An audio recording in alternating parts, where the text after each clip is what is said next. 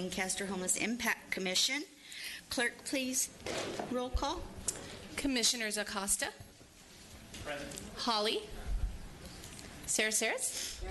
Vice Chair Dawson. Chair Tremere. Here. We have a quorum. Thank you. If you all please stand, we'll open with a brief invocation, and Fran Sarasaris is going to lead us in the flag salute. Please, wait, yeah, hold, let me give the invocation first. That's okay. That's okay. That's okay. If you all please bow your heads and pray to the God of your choice. Dear Lord, please give us direction today and help us make wise decisions in our work for this wonderful community. Stir our hearts to move more deeply.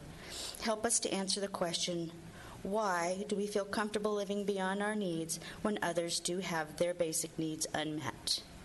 Help us not be hypocrites of lip service, but disciples of action. Keep our hearts soft enough to keep hearing the cry of the hungry and the homeless. In Jesus' name, amen. How long did it take you right there? Okay, would you all please put your right hand over your hearts and repeat after me, please? I pledge allegiance to the flag of the United States of America and to the republic for which it stands, one nation, under God, indivisible, with liberty and justice for all. Thank you, Fran. Okay. Our consent calendar. Are there any items on the consent calendar that either of you would like to pull for discussion? It's approval of our minutes from May 16th and June 3rd. Do we have a motion and a second for the approval of the minutes? I'll make a motion to approve. Thank you.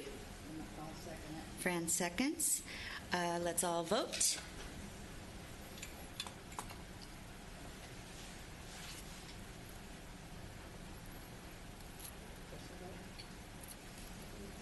I'm not doing this right. You got it. Yep, you got it. Yeah, she's pushing. She's all set. Yeah. You're set. Do it again. Let's do it again. One more time. Technical difficulties. I didn't do it. Okay, there we go. All right, motion carried. Thank you. Okay, we have presentations today.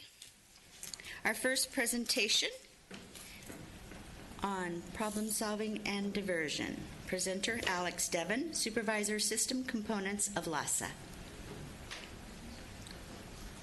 Good morning. Good morning. Is this the right spot? That's my first time. I'm sorry. We made an error and we want to flip the presentations. Oh, So I okay. think it's better to have the point in time count and then we have the problem solving. Our apologies. Thank you. No problem. Okay, we're going to flip that presentation to an overview on the 2019 homeless count for SPA 1. Thank you. Timothy Kirkconnell, Community Engagement Coordinator for SPA 1 from LASA. Thank you, Toy. Good morning, everyone. Good morning. Thank you for the opportunity to come and give a presentation on the homeless count. We appreciate any opportunity we can to come and give as much education as we can about what it is we do when it comes to the homeless count. To really go into detail and give the kind of response that that fits the gravity of this particular situation and this particular project, Clementina Bergeon, Associate Director for Community Engagement, will be giving the presentation versus myself.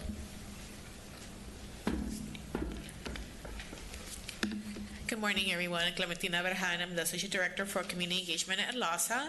I've been with LA Homeless Services Authority for this month. It's going to be 20 years. I actually oversee the homeless count since its inception back in 2005 and have always looked for ways to improve our process. So after I do the presentation, please feel free to share any feedback that you would like for us in order to improve even the communication with this council. Okay. I wanted to start by providing a little bit of overview about the presentation itself. And one of the things that In the past, what we have done is just presented the homeless count results. And the last couple of years, we've been really trying to make sure that we provide more context behind the numbers and actually being able to provide more of a story so that the general public is more aware of the different issues and actually programs that are being utilized in order to address this issue. What we did this year, because a lot of the funding to prevent and reduce and end homelessness for our different populations has been utilized through Measure H funds. We tried to incorporate a lot of information from all the funding for sources, not only from LASA, through Measure H, through Triple H, but also all the different funding from the different cities. And so we're trying to tell more of a story, not just about the numbers, but also all the things that are being done to address this issue. And that's what you'll see across this whole presentation. One of the things we want to make sure is that it's clear that, yes, the homeless count is a number, but there are people behind these numbers. And so we want to basically address and reinforce all the assistance that the volunteers, whether they were community resident service providers, people from law enforcement, all the different stakeholders who helped us are acknowledged because they want to help us in actually addressing, understanding this issue. So without them and without the help of all these different cities and yourselves, we would never have been able to do this. So that's our first acknowledgement, and making sure that people understand that it's not just a number. There is people behind this. The biggest thing that we get once we do the street count is like, when am I going to get my numbers? And we try to reinforce and have people understand that the homeless count, especially for Los Angeles, is a big endeavor. And so the homeless count has different components. And one of the things that LA has been able to do is try to develop a methodology that really tries to get all the different populations to be counted accurately.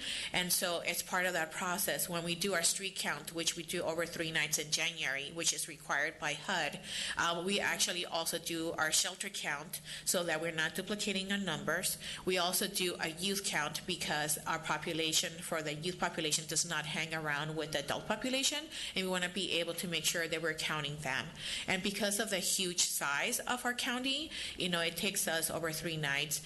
It is something that is a huge endeavor, and again, the fact that we utilize over 8,000 volunteers just tells a little bit more about all the different information that we really need to be able to get.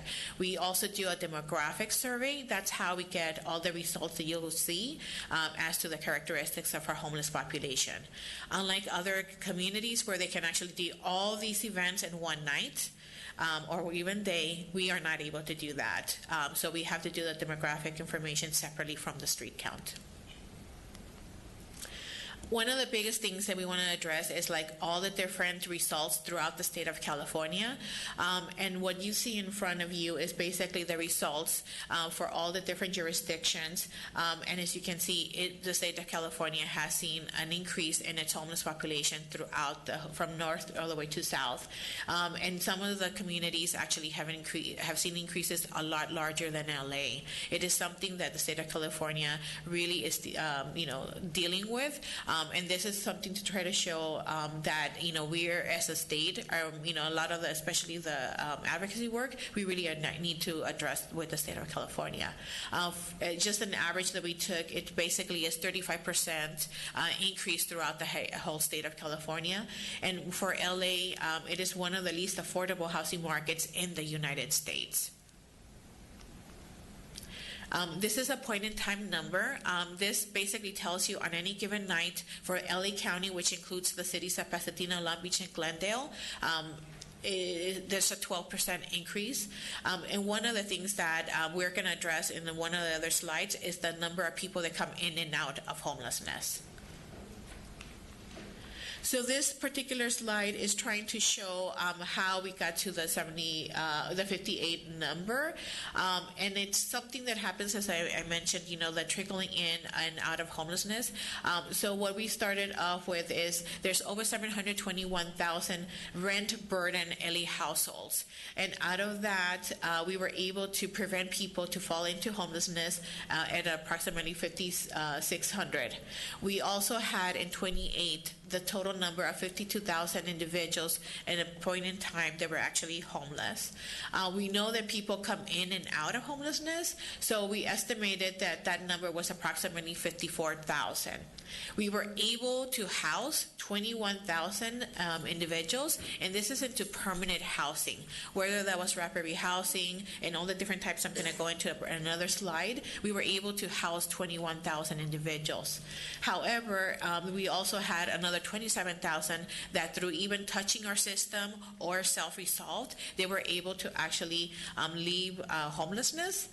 So 27,000 did not get included, but even with that, 58,000 individuals are still homeless at any point in time. And I'm going to go into more details about all these numbers. Yes. Question.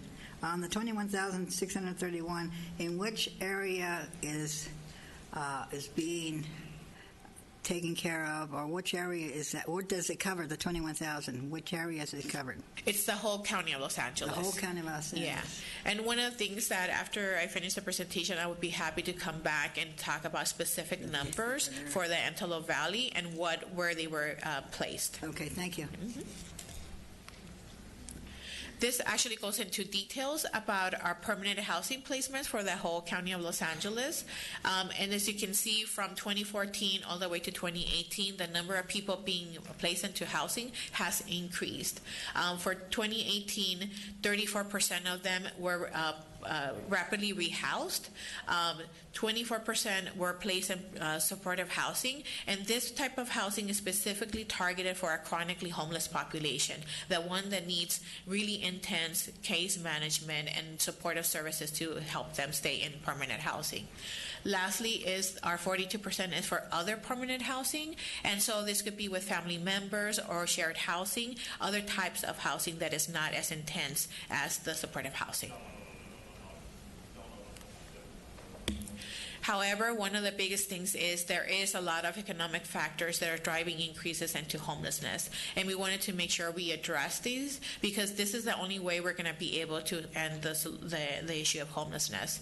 So wages have not kept pace with rental costs. In fact, in LA, our average renter needs to earn, who earns $13.25 an hour, would need to work about 79 hours per week to afford to rent a one-bedroom apartment.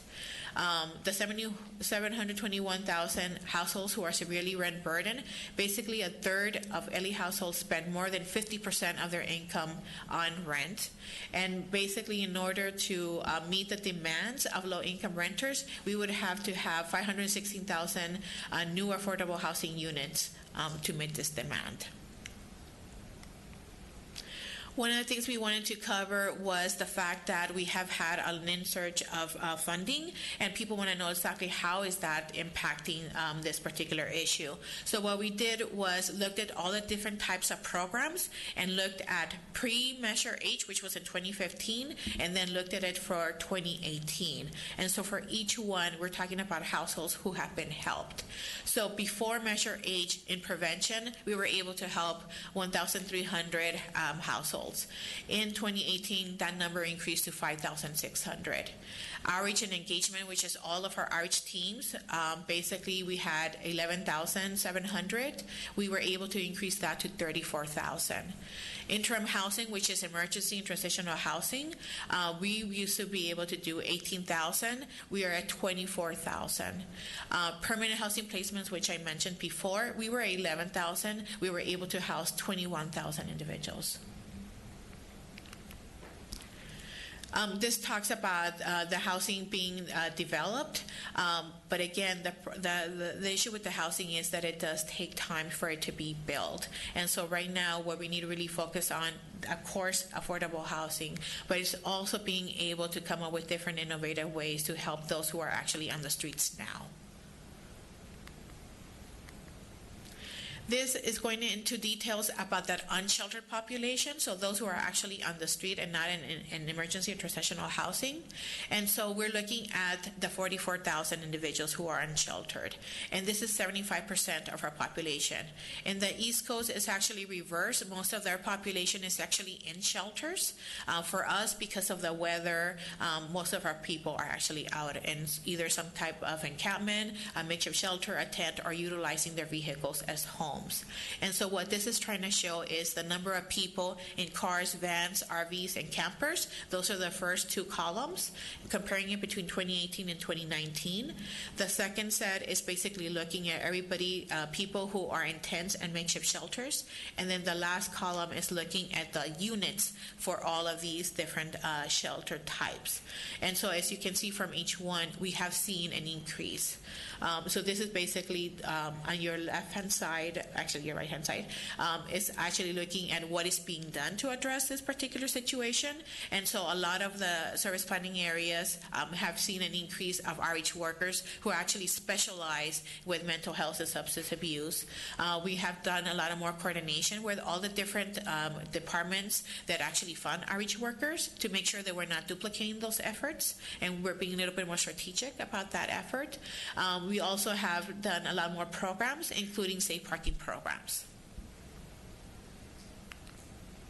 This one is looking at our interim housing, and so basically this is the 14,000, or the 25% of our homeless population.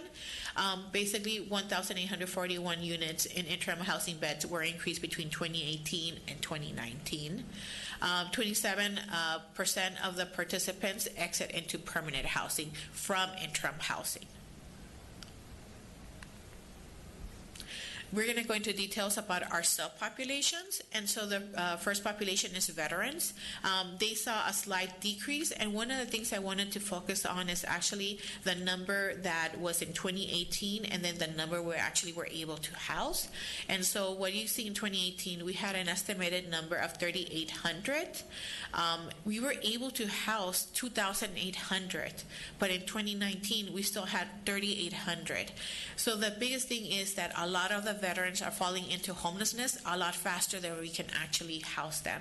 And you'll see this in another population where basically even as quickly as we can house them, they're actually falling into homelessness. And one of the key reasons has been in the economic factors. This is the same situation that happened for family members. They saw an increase of 6%. And in 2018, we had approximately 8,200 family members being homeless.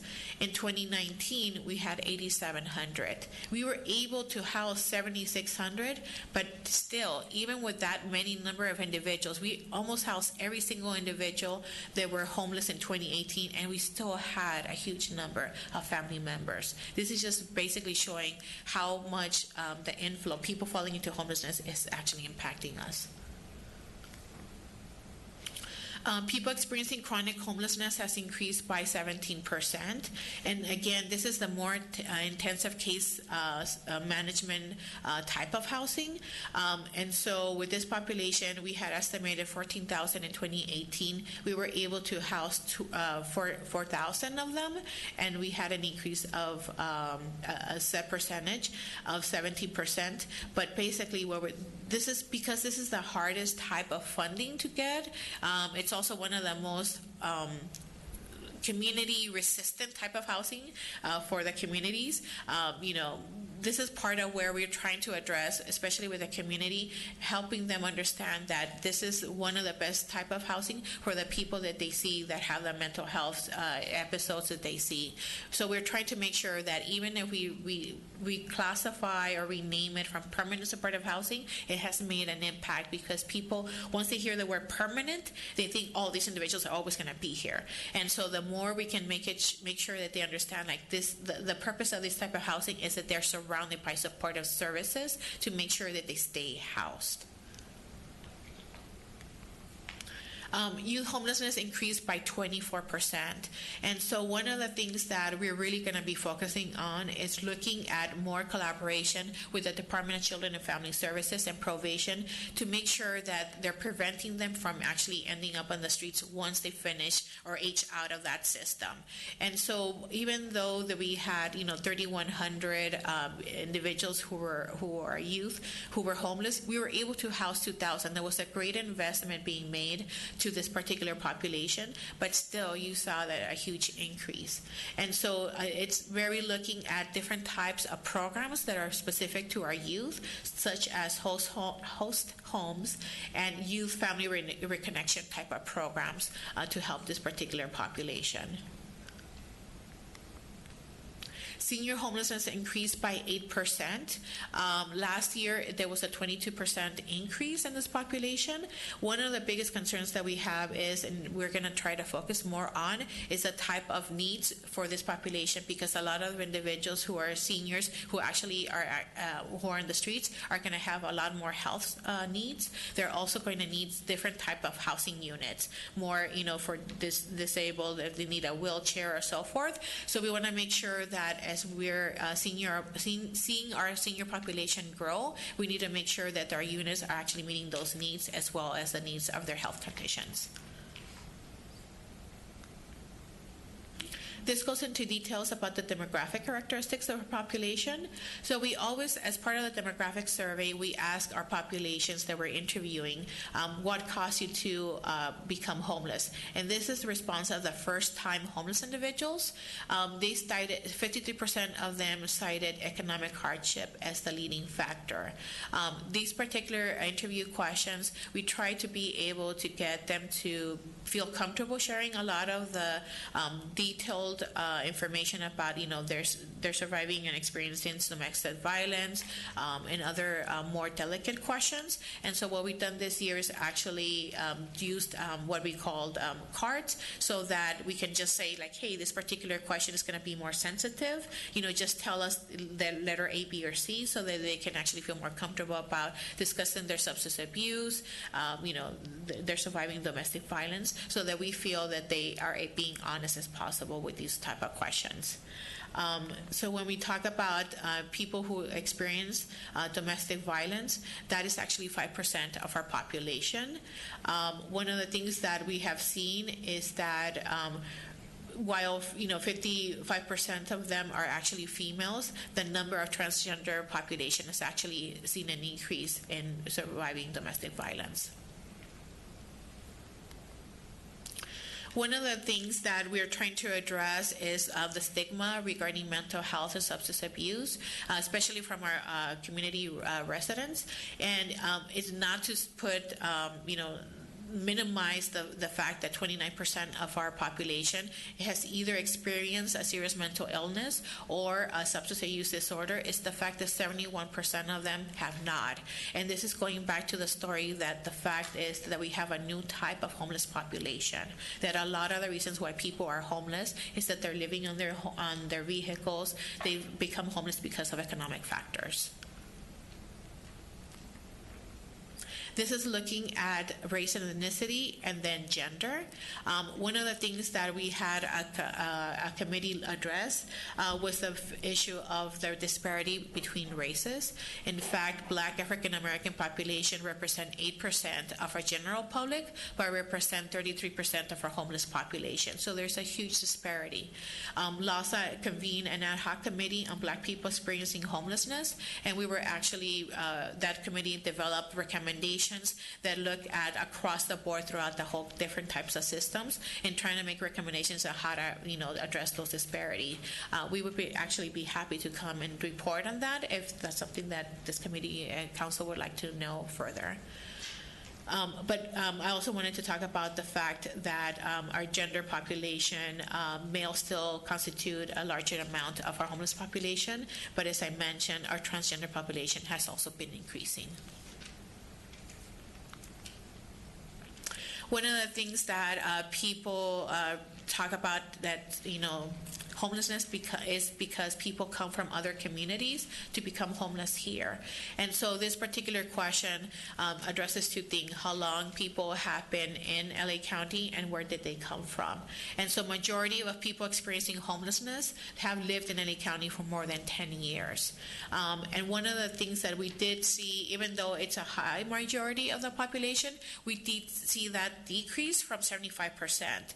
And so what we're looking at is the first time people who became homeless, are they more young people, are they adults, or are they families? And based on that information, we're going to try to see, what can we do in order to prevent people from becoming homeless. This is the results by service planning areas. And one of the things is for the particular SPA is that we had a 3% increase. Across the board, there was an increase, but SPA 1 saw a 3% increase. This is by supervisorial district. And again, supervisorial district 5 saw a 4% increase. One of the things we want to make sure that people understand is that a lot of the investments have been made, and so we want to make sure that we acknowledge all the work that has been done with these investments. And so we want to make sure that we continue when we do presentations to the community and to our boards, is that they know that we are acknowledging all the contributions that they have done for this. Our system is actually trying to address also how we can address more of this at local community and at the state as well. And so looking at increasing affordable housing bills, and making sure that we talk about limiting rental increases and then preventing unjust evictions. So looking at locally as well as the state. And one of the things that the community residents can actually do is more of saying yes in our neighborhoods for the different types of programs. And so helping them to ensure that they have a connection to those programs so they can actually see what goes on there. So we encourage people to volunteer at their local homeless services agencies. And that's the last slide. I'd be happy to answer any questions you may have. There was another document that was passed out, which was the details for the Antelope Valley. You have it? Sorry. And as I mentioned, I'd be happy to come and do more details, specific presentation on the Antelope Valley, especially targeting the permanent housing, so that we can see exactly where individuals are being housed. This is very small to see, and I do have a question. Is that a concern in the presentation about the veterans numbers? I'd like to know more about how the Antelope Valley looks in those numbers. Yes. Where we might be lacking in our services locally to address those. We would definitely be able to provide information on different types of programs and how they're serving the different populations by percentages. That was a concern to me. I got a question, and before I ask, I wanted to thank you. You did a great job yesterday with a presentation at the AV Coalition. I know it can be a tough crowd. And gathering the data and the presentation, we thank you for that and for breaking it down, by SPAs. We have some efforts that are going on through the steering committee. I think all or most of us, represent or are on that committee, which is the SPA 1 collaborative response and approach, and then we have the coalition going on, which is the working group. And this here is very specific to the city of Lancaster. We've asked for some detail to drill down on the information as it pertains to the region. And in order for us to really put the nuts and bolts together for what the city of Lancaster's approach is going to be in collaboration with the SPA, in collaboration with the Antelope Valley, we need those specific numbers. Yes. I want to say about a year ago, Saba came and did a very similar presentation on the numbers here, and we asked for some specific regional numbers, and she said that was possible, and would get those to us, but we haven't seen them. Can we get a commitment on Yes, when we can get those? definitely. We released preliminary numbers on Thursday, and we've been talking with the city of Lancaster and Palmdale to address some of the concerns they've raised about the numbers. So one of the things that happened this particular year was that the last couple of years, actually the last 3 years, cities have wanted to make sure that the jurisdiction for their boundaries, their political boundaries, is what is displayed as the homeless numbers for that particular jurisdiction. And so what we did, instead of also including unincorporated areas, so what we did this year was actually, respond to that request.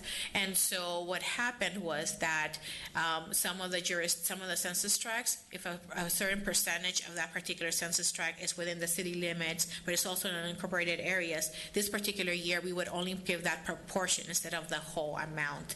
So there was vast differences in some of the city results. And so what we're working with the cities is to make sure that they agree that those are the geography for their city, and making sure that we address any concerns about the emergency shelter numbers, transitional housing numbers. And so we're within probably the next couple of days, we'll finalize those numbers, and then we'll release it to this particular council, and then we'll be happy to come back and do more of the honing in to the city of Lancaster.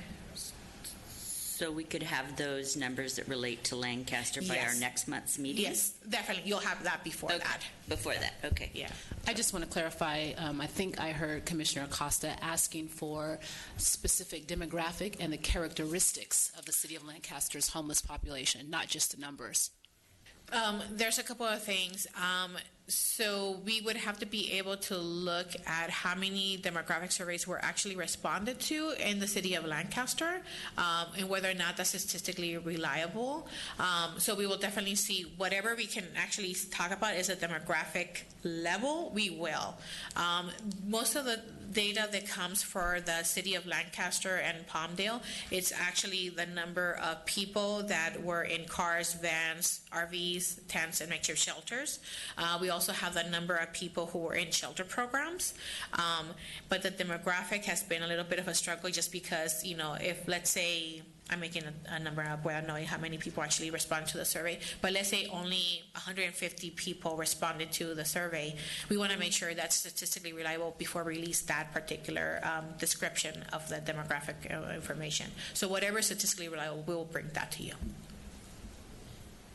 Do you have any other questions, Toy? I guess my question would be, so we received the SPA 1 Yes. Antelope Valley data demographic information. Yes. Is there a way, because I'm assuming this is aggregate information, is there a way to pull out the city of Lancaster specifically just like this? Yes. Right, And with that's- more? Yeah, exactly. And that's sort of because at the SPA 1 level, you're talking about a whole geography. So that's definitely, higher significantly statistically reliable data. We will definitely put, like that makeshift, yes. That's what. There was one more piece of it. So this one here, and then you have a slide on there that shows when somebody is new to the area, Yes. or became homeless in this Yes. region.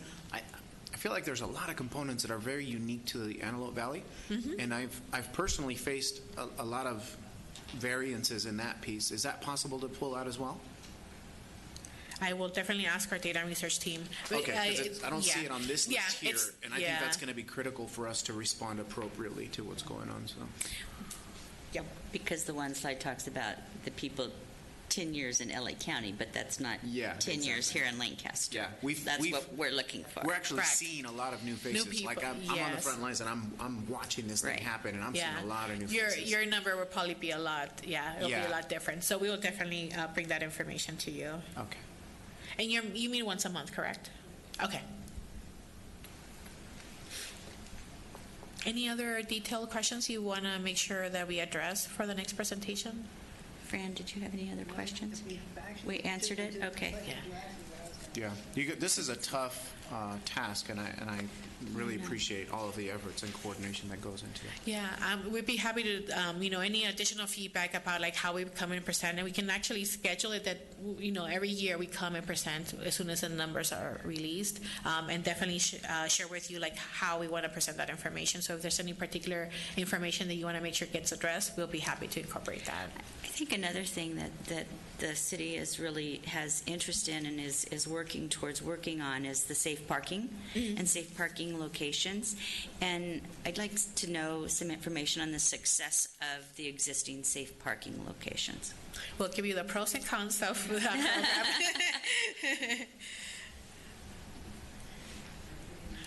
Yes, exactly. Thank you. Any other questions? No? We're good?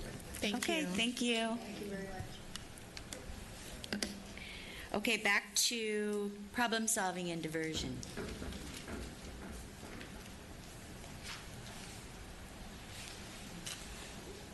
Hello again. Is this?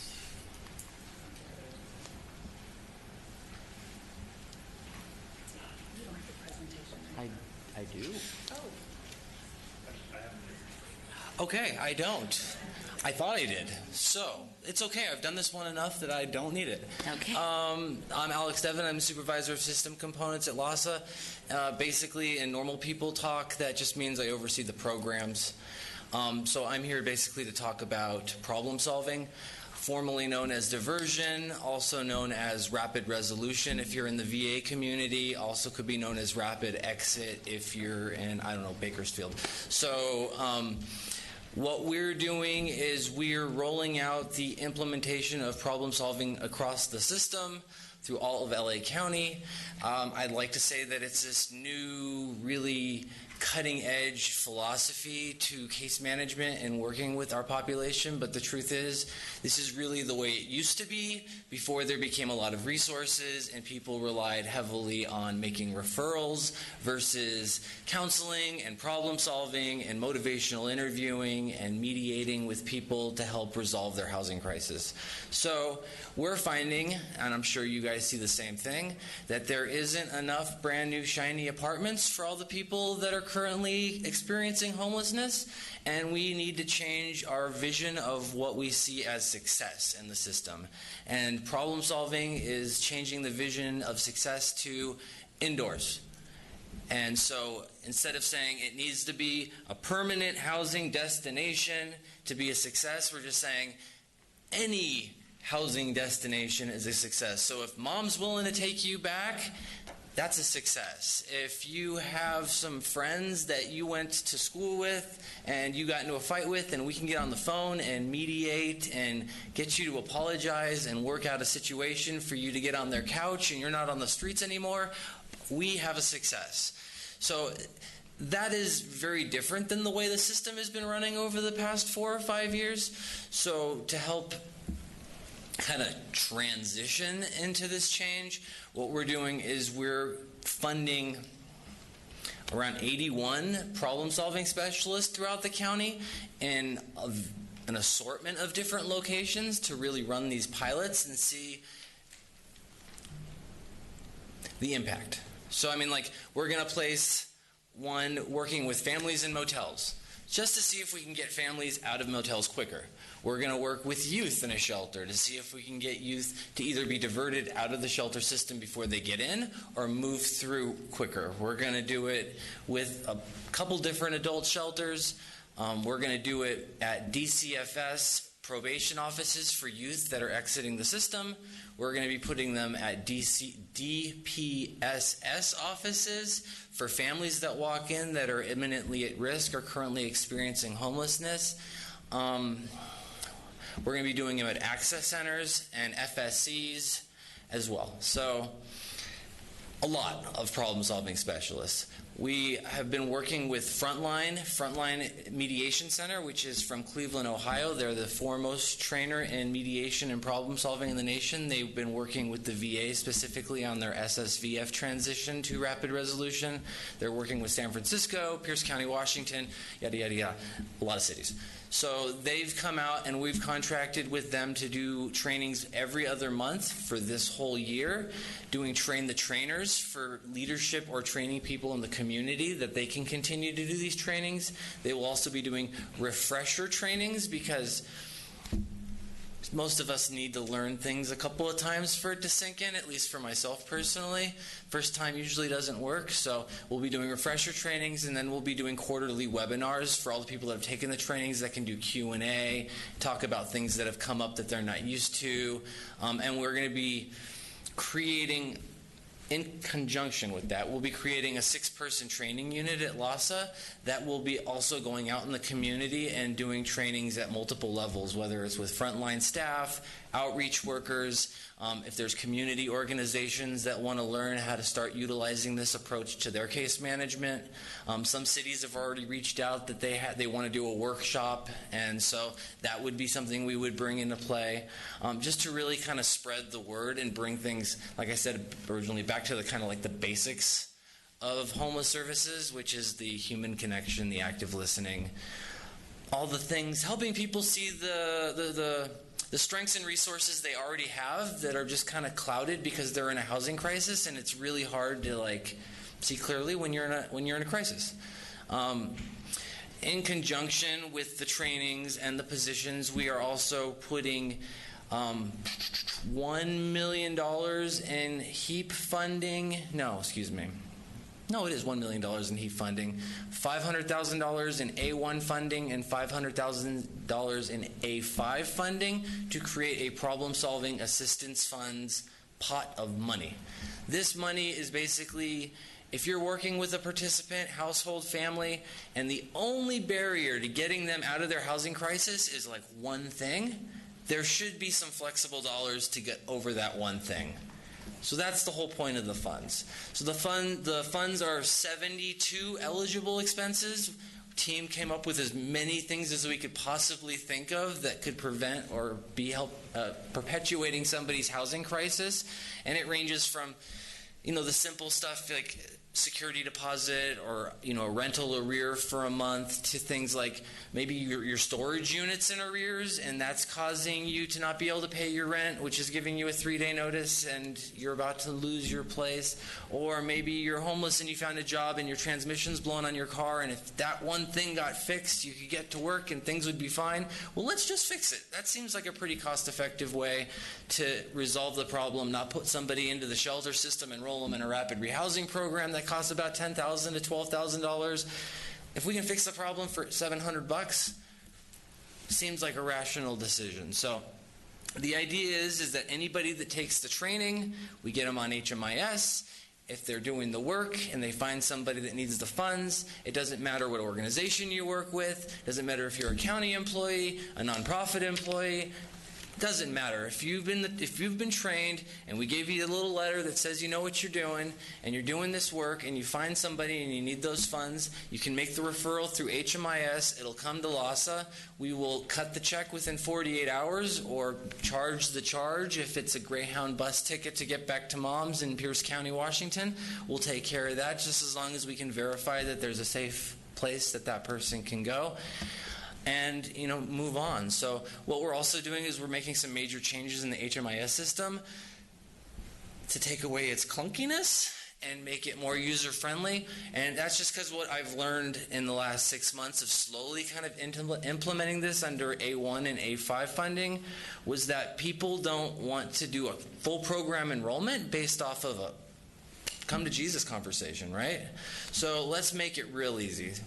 You say yes or no to about 9 questions. It gives us the data we need to tell the story. Where are they from? Where did they go? What was the crisis? What did you do? What was the result? Bada bing, bada boom, takes 2 minutes. And then we can start really tracking this work in an effective and meaningful way.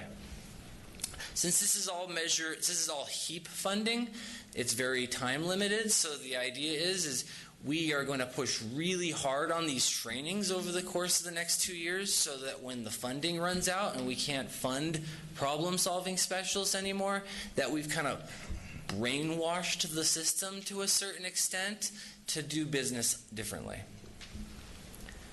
That's. I mean, I talked pretty fast, but that's kind of it in a nutshell. There's a lot of information very quickly. I talk about it. I have a question Yeah. about the 81 sites. Those are countywide. Yep. And so have you already identified those sites? Do we have sites identified for Lancaster? I have not identified all the sites yet, and a lot of them are like with the DCFS probation, we're waiting on their organization to give us the highest impacted locations. With DPSS, they're going to be doing the same thing too, is giving us the highest locations. With the shelters, what we ended up doing, because it's a sole source, is I had to use the largest shelters first and kind of work my way down the list. That doesn't mean that once we've done those, we can't expand what we're looking at, but it's since it's partnering with some very large bureaucracies to do this work, we're at some of it as at the discretion of them. So I don't know, to be honest with you. Long story This short. is an official meeting with official record keeping. Yeah. Commissioners, yes, we have asked that Kensington campus be considered, and we will again ask that Kensington campus be considered. Okay. Thank you. Thank you, Toy. Questions? Okay, thank you very much. Thank you. Appreciate it.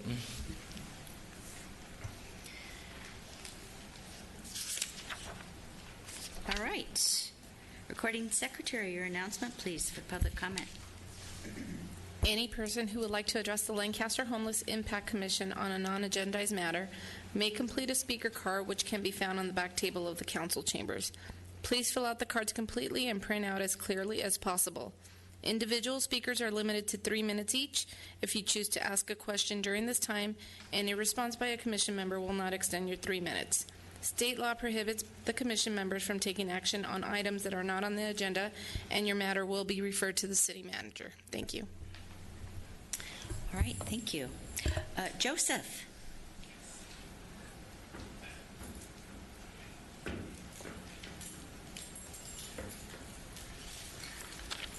Good morning.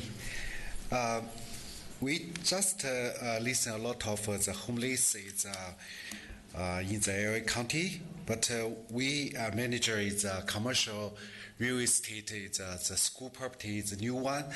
The owner want to take care of the homeless, so we want to connect. But we don't know why it's slowly and how to work together. This building is 10 acre. It's 7 building, 50,000 square feet. It's a new one. Before it's the school, the state school. So have the kitchen, classroom, administration, cafeteria, and big parking. Utility room.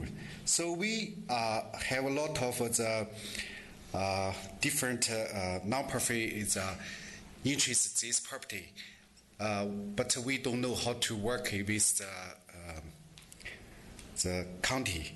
So we want to help and close connect and good work. So if somebody is interested in the detail, so we talk after meeting. Thank you. The property is located? Lancaster. It's a LA County. So, But is it in Lancaster? This is the Lancaster Homeless Impact Commission. Is it property located in the city of Lancaster? so we not sure, but the address is Lancaster. Okay. Do you have a question, Fran? It's actually located in the unincorporated area. Right. So, yes. Yes. I just wanted to clarify we were talking about that property or if it was another property in the city of Lancaster. Okay. Thank you for your comments. Yes.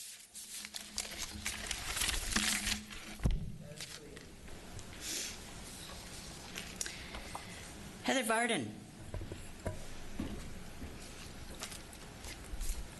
Hello. How are you today? Good. How are you? Good, thank you, Heather. I just wanted to come up and reiterate we're still doing the Antelope Valley Homeless Coalition is still doing a water drive for all of the outreach teams. I do have flyers. I put them on the back. I'm the contact for it if anybody has any questions on it.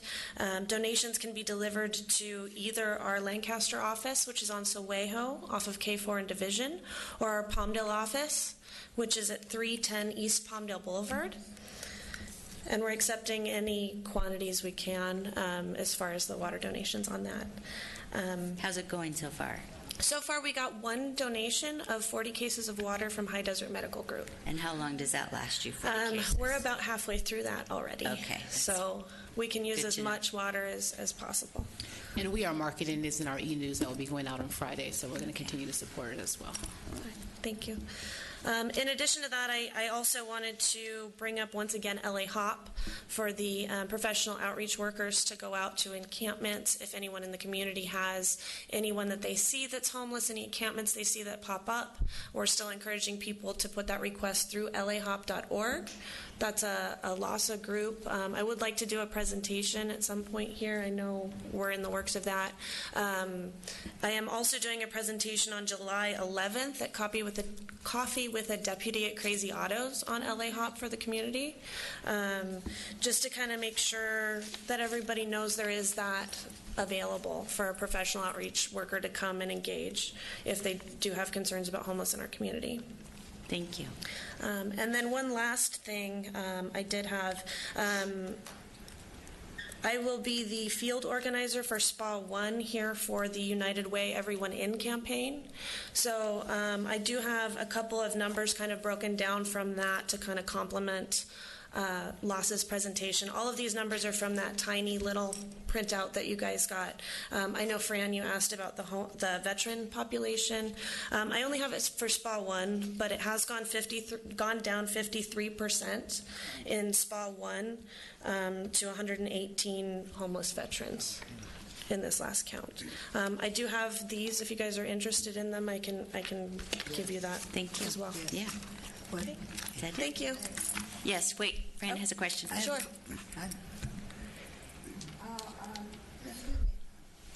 On July the 11th with Coffee with the at Crazy Autos, what time is that going to be? It's at 8 a.m. Oh, 8 o'clock, not 7 o'clock. 8 o'clock? a.m. Okay, Yes. thank you. Thank you. Thank you, Heather. Hallie Hefter?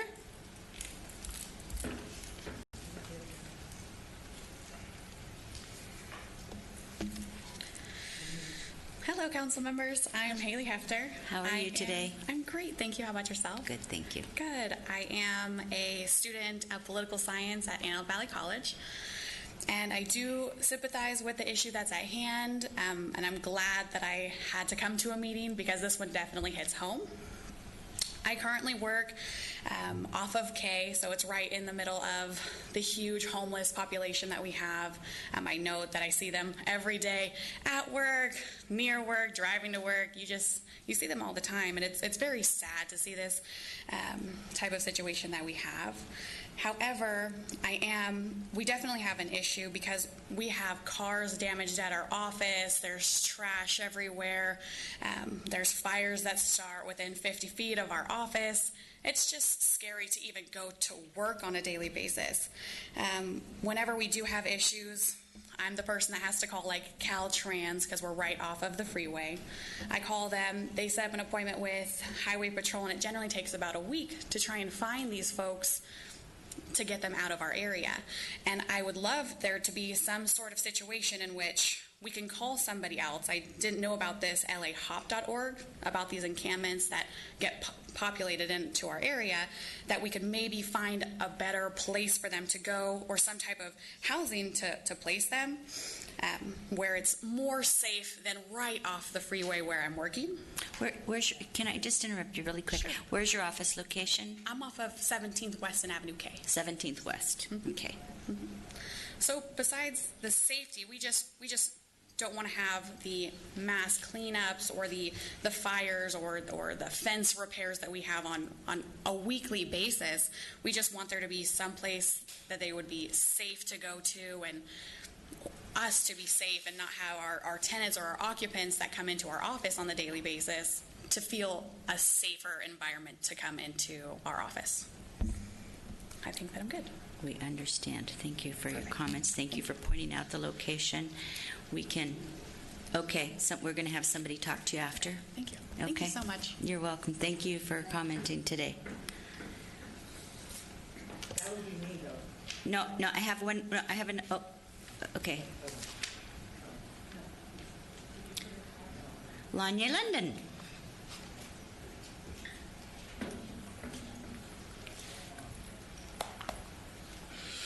Greetings, Commissioner. Good morning. And everyone else, community at large. My name is Lanya London. I'm the Social Services Director for the Salvation Army programs. And just wanted to make some reports on the shelter. We're still open. Yay! So we are scheduled to be open through December. We are petitioning for the end of winter shelter to stay open past the winter shelter for temporary use. We are almost at capacity. I have about 4 more male beds today. We'll probably fill those up by tomorrow. We're getting back to capacity, so letting the community know your referrals may kind of hit a wall a little bit once we're at capacity. But we have a revolving intake, so when someone either exits the program, Valley Oasis has been doing a great job getting people out of the shelter, so we do have empty beds when they're exited out to another facility. When Kensington comes on board, we will have some residents exiting to that program. So, and then anything in between from arrests to just not coming back for curfew. So that's how beds become available at the shelter. So we will let the community know when we do have more availability, and I'm here to answer any questions if the commissioners have any for me. We just thank you for all your work. Appreciate your perseverance, and excited that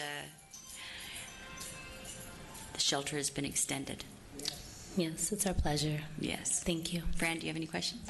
I want to say the same thing. Thank you very much, and I'm very happy this shelter is staying open in December. Then we got to work a little harder to open it, or hopefully whatever. Right. We got to get past all the other hot or cold months that we have in the Antelope Valley. So, thank you, for the everyone. update. Thank you. Sarah Odom.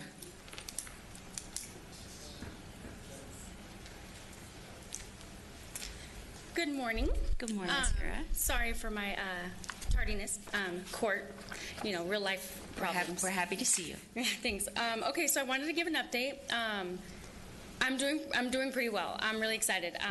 Going through Valley Oasis was such a blessing in my life. I got Section 8 housing. I got my voucher, picked it up. So Congratulations. Thank you. Yeah. So I'm actively looking for a place. It's like it has proven a little bit on the difficult side, but you know what? I mean, I'm persistent. So, and talked to a couple realtors even. I mean, I'm just taking it all the way. What else? Okay, so and also I'm meeting with it's called the Street Company. They help homeless people as well. I'm actually meeting with their founder today, right after this meeting. So still going on, still trying to work on my project, still trying to help other people that are still out there. Like telling my story a little bit, like when I was out there in 30-degree, 20-degree weather, you know what I mean? It's a whole nother ballgame. And I was fortunate enough that I didn't like that. I didn't like being out there in that weather, so I pulled it together. I just want to help and encourage other people to do the same. It is such a crisis out there, and I read the statistics about the homeless population increasing by 3%, and it's just heartbreaking. But I see it. I've seen it out there. I mean, it is a hard world out there. And not that I'm going to rant and rave about it too much, but I heard about the mayor's comment about homelessness and, how he feels about homeless people, and, it broke my heart. I wish that man would go out there for 3 days. You know what I mean? But I was so upset because he just doesn't understand.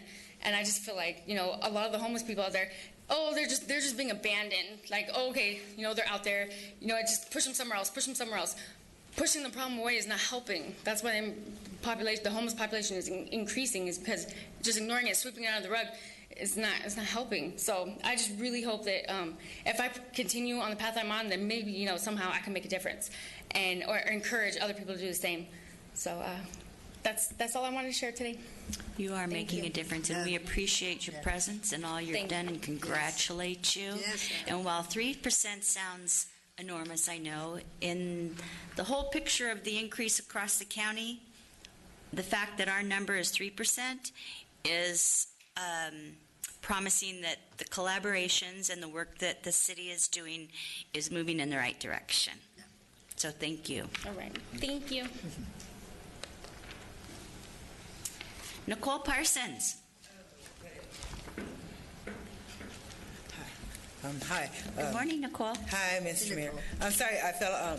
I'm sorry, where is she? Because I fell off the ball because, I was raped, beaten, and robbed because I was taken out of the hotel. They took me out of the hotel, and they wanted to put me into a transition or a boarding home, and I've never lived. I lived always like in big old properties, and so I just, at least wanted my hotel. Like when the first time I had my hotel, my apartment, okay, that's when like Section 8 came in, moved everyone out, and just that's back in 2016. So I came to just let you know. Well, I don't know. I wasn't going to come up here, but these people moved me just to be like, I'm sorry, I'm not like ghetto, but I'm just like trashy, okay?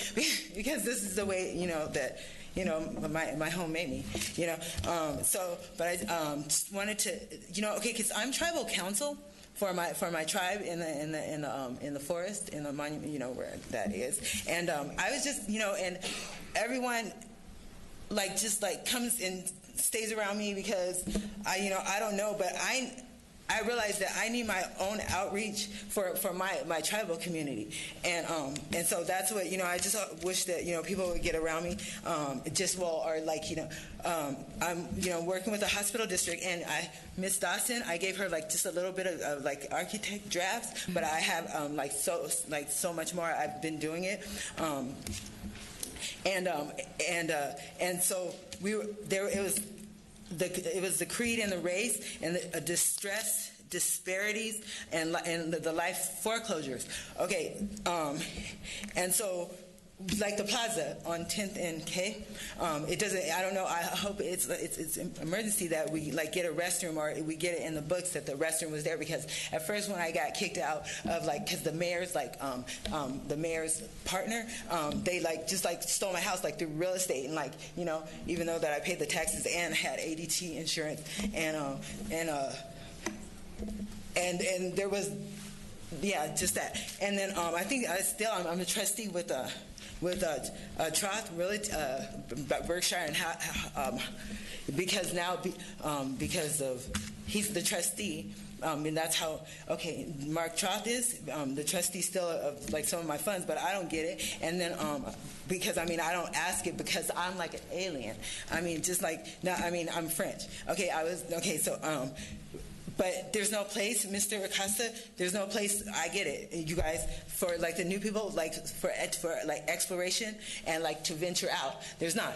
Okay, and then so that means restrooms, and pay, who did that? And Nicole. And pay phones. Nicole, thank you for your comment, and I know you're working with Sergeant Dawson. Keep up the good work on your plan, and thank you for coming and commenting today.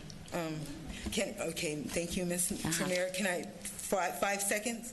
5 seconds. Okay. The No Place Like Home, and I was changing through RAD and the homeless prevention, the rapid rehousing, changing that. Okay. You got it. Thank you. Thank you, Nicole. Okay. Commissioners, any other comments? I don't, but if you can hang out just a minute after the meeting, I'd love to ask you some questions about some of the programs you spoke about. Yeah. Me too. Fran, too. I have a presentation to make at 11:30 at another location, so I'm going to let them take care of it. But thank you. With that being said, our next meeting will be July 18th, and the meeting is adjourned. Thank you.